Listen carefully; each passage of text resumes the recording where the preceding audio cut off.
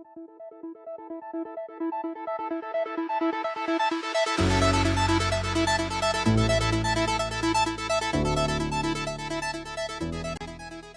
mini enthusiasts, how are you doing? We're back again. It's part 7 of the project kit build. Again, I do apologise, the cold is still lingering on. But we'll try and get through this one. I'm not sure I'm going to get through 20 minutes of narration, but we'll give it a go. And I've done away with the music this time. We've just got a bit of ambient music in the background, so let me know what you think about that. So we're looking at the shell here. It's just been back from sandblasting, and it's been etch primed, so it's been fully sandblasted apart from the roof, which they've left, and it's been etch primed as well. And the great thing is it's come back from sandblasting with no additional holes or no nastiness found in the shell, which is good because it means we found it all first time round and cut all the major rust out before we sent it away, so no surprises to be had there. So at the moment we are just going to fit the bonnet back on the shell. As you can see, we've got most of the front end off, but if you look closely, actually the scuttle panel's still original and the wings were original on the car, so we don't lose the alignment. What we actually done was didn't completely cut out the wings. We left about an inch metal around them, so when we get to this stage we can use that bonnet to line everything up with. So the idea here is, because it can be very difficult to get the gaps right on the scuttle once it's been replaced, and again on the wings, we're going to get everything lined up here, get it all looking right, and then we'll mark the hinges in place, cut the final bits out, and then when we reassemble it, obviously it's not going to be 100% perfect. I'm still sure we're going to have to do a fair amount of fettling, but we can get it as good as it can be. And fortunately with this shell, because it was all original panels, we're not going to be a million miles out. So for me and Mark, actually, myself and Mark never fitted a front end before, so this is new to us, so we're kind of learning as we go along here. So I did take some advice from other YouTubers and people that have done front end replacements or restorations, and a couple of people advised me about lining the bonnet up first before you cut everything out. So at the moment we're just trying to get the panel gaps right all the way around. I do appreciate, obviously, you can do some adjustment on the hinges afterwards, but the idea here is we get everything aligned, the panel gaps looking as good as they can be, and then I'm going to mark the hinges. So it's a black bonnet, they're black hinges at the moment, and I will grab some grey primer, and once we've got the positioning right, just spray those hinges. It will leave the shadow there, so once we've got the new front end sort of tacked in place, can then come back, refit the bonnet using those that sort of template, the markings on the hinges, and we can line it up as it was before. So hopefully that way we shouldn't be too far off. You know, obviously there is going to be some fettling involved, but this will hopefully save some time later on. So that's just a spray paint going on there. We'll leave that 20 minutes and then take the bonnet back off. Got the front subframe out now as well. So obviously the front subframe will act as a useful sort of positioning tool for lining everything back up again on the new front end, especially the front panel. So what you don't want to do is weld everything on the front end without having the front subframe in there, because you might later find out that none of the subframe mounts line up, or certainly the front teardrop mounts. So we've got new bolts and new solid subframe mounts for the rear here. We might just fit some poly bushes in sort of sandwich position on the rear subframe, because fully solid mounted might be a little bit too extreme for a road car. So I think we'll go a bit 50-50 here. We are just playing around at the moment because of new bolts. I think there was a bit of burr on the inside of the threads on the old subframe, and we are retaining the old subframe because it was in good condition. It's an automatic subframe as well. So we've just cleaned up those thread holes, just putting the bolts in with a bit of lubricant, and they go in okay. So it was worth just running the bolts up and down there first, because we'd have had a right faff around trying to do that once the subframe was sort of lifted up inside the shell of the car. And so, just for the safety conscious, I thought I would just mention, you might notice we're wearing festive hats there, Santa and his elf helper. Quite fitting actually. Yeah, they do have built-in bump caps obviously, and they are fully flame retardant, those hats. So yes, for the health and safety police out there, yes, they are fully inspected and fully compliant with health and safety regulations obviously. Here we are, we're just looking at the subframe mountings here. Like I say, those it's all solid mounted at the moment, but I think we'll probably fit poly bushes between the subframe and the body on the tower bolt position. So Mark here is just mounting up the rear subframe bolts, and I think the next step's probably going to be starting to remove that scuttle panel.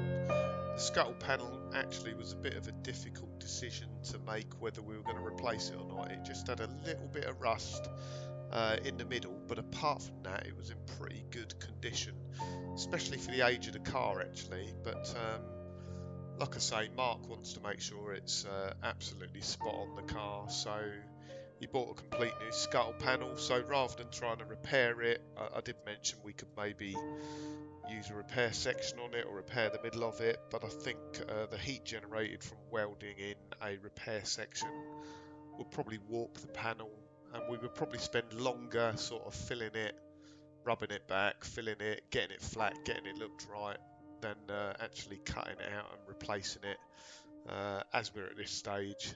So at the moment here, just a bit of detail, drilling out the spot welds. So Mark's using a spot weld drill bit there, so they're kind of flat-ended, so they'll only drill down, well, they'll drill all the way through the panel if you push hard enough, but generally they'll drill down about 1 millimetre and then stop. And then you just need to go along with a sharp chisel and basically just unpick all the spot welds. It's pretty simple to do. It can be difficult sometimes to see where the spot welds are. Certainly on the seam joint between sort of scuttle panel and where the A panel lip is, there seem to be quite concentrated area of spot welds there. There's probably about 3 or 4 spot welds per inch there, so obviously structurally that'll be the A panel for the car, so structurally that must be quite a important area to be strong, so there's additional spot welds there. So we just offered up the new scuttle panel there, which is a genuine scuttle panel, or a heritage scuttle panel, sorry. What we've done is we've marked out roughly where the scuttle panels come up to, and then we're going to cut about 1 inch below that just to give us some sort of free play, so that when we get the scuttle panel out, we'll offer it up a final time and then make the final cut.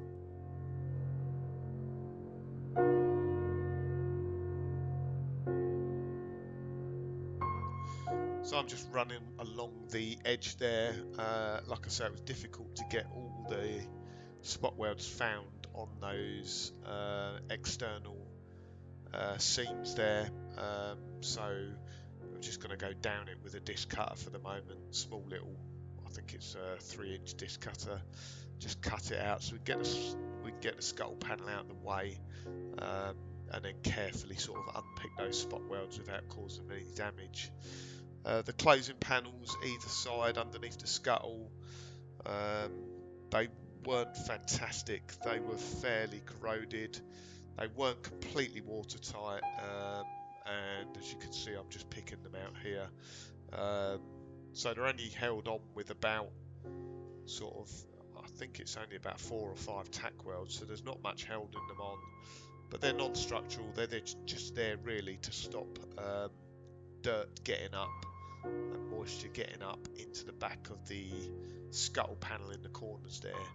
So chances are, if you've got a corroded scuttle panel in the corners, it'll probably be because that closing panel has corroded away from underneath and it's letting water collect up inside there and corrode the scuttle panel from the inside.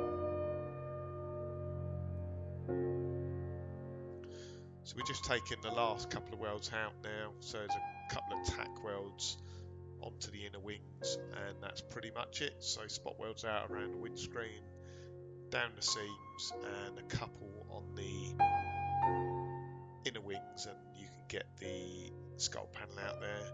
And there I'm just showing those areas of moisture. So if you saw on that scuttle panel, either end where the closing panels are, and you can see there's a hole on that one there, that allows moisture to collect up in that area, and it corrodes a scuttle panel from the inside out. So although that scuttle panel looked to be in pretty good condition, it just goes to show you what you can't see. So we couldn't see any of that corrosion underneath the scuttle panel itself, and of course if we didn't replace it, that would probably be a problem, you know, 18 months or 2 years down the line, when it's got a nice shiny new paint job on it. So it was worth doing that now.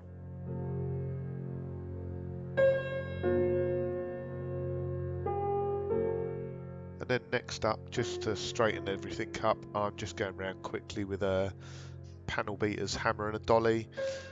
It's pretty straight, but just where you pick out those spot welds, you can distort it in certain places, so it's worth just going around making sure it's all straight and, more importantly, clean and ready for the new panel to be spot welded on. So just going along the inner dash rail here, just cleaning it up with a flat wheel, getting it ready to accept the new panel. And as I mentioned in the previous video, actually, when you're spot welding, you need to make sure the panel's perfect fit, and that you get good conductance between the panels, so no paint, corrosion, any oil and grease or anything like that. It's got to be all nice and clean and ready to accept the new panel. Mark's just measuring up an inner flitch panel there, just because there was some corrosion there as well. So Mark's measuring that up to cut that out, fit in the new inner flitch panel. I believe that's a Magnum panel, that is. For some reason we couldn't get a Heritage one or an M Machine one, or sorry, M Machine didn't have any, so we are using a Magnum panel there. Didn't cause too much grief, to be honest, but it's not a cosmetic panel, if you know what I mean. It's not like a body panel that you're going to see, so any slight imperfections are not too much of a worry.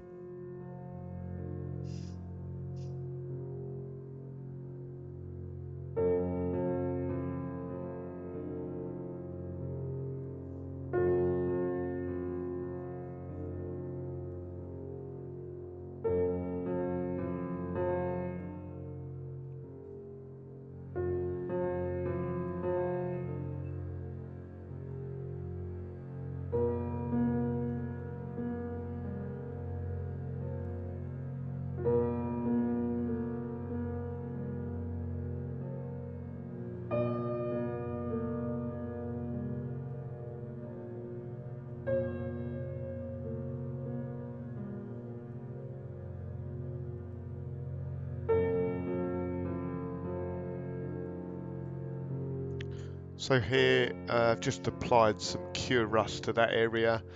It was sort of 99% rust free, but there was some just surface rust there, so just run some cure rust over there. As you can see, the areas where it goes purple is where there's a bit of surface rust. Let that dry. What we'll have to do before we go and spot weld the new panel on is just clean that back off again, because I think the cure rust actually will act as a barrier for spot welding. So we need to just go along, clean that up again, and then spray some weld through primer on there, which does conduct electricity. Always use weld through primer. it's quite expensive, but I do think it's worth it, just because once you weld the panels together, if you've got no paint there, there's absolutely no protection at all. A weld through primer is heat resistant, and it conducts electricity as well. So essentially what it allows you to do is prime the panel, you know, have it painted and then weld it and still keep the protection of the primer on there. So I've just moved on to welding up this inner flitch panel now. Same method as before, so we got those same sort of panel clips. I can't remember what they're called. I will try and find out at some stage, but they give you, for sort of doing a seam weld, they give you a perfect 1mm gap, which you can just go along and seam weld, fill up the 1mm gap with weld, and then you sort of clean that up with a flat wheel, linish it, and you basically can't see the seam afterwards. It gives a very good finish. And then Mark's just going along, as I did on the other side, just cleaning up or removing the last bit of the sort of outer wing from the inner wing. Now obviously we've had the bonnet on there, we've measured it up, we don't need that part now, so that can come out. We just left that 1 inch in there to help line everything up, and it helps just keep a bit of strength in that inner wing, because they are very flimsy once you sort of unpick all the welds along that. So we just left that there for as long as we could.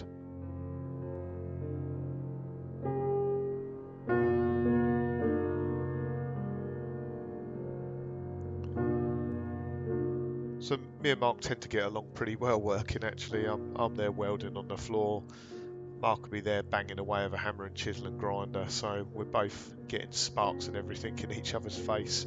We haven't fallen out about it yet. I think he was bashing me on the head with a bit of that inner wing for a while, but yeah, we're both pretty tolerant of each other. It's nice having two people to work on a car, but you do end up falling over each other sometimes, and certainly Mark will be banging away while I'm trying to do a straight weld, and it all goes a bit wonky in that, but yeah, we get on all right anyway.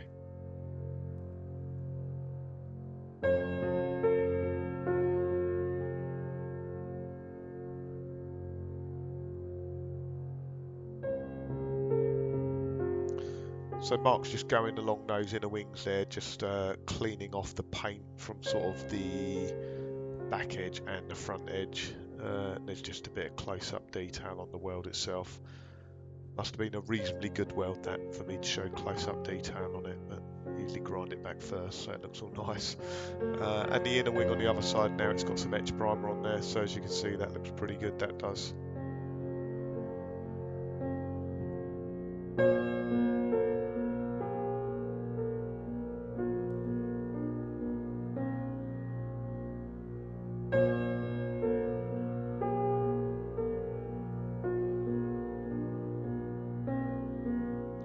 So that's the inner flitch panel almost complete now. I've just got to do, I've got a weld up where we'd drilled through some spot welds on the sort of inner strengthening panel, which I think goes to the inner hinge panel, can't be sure actually.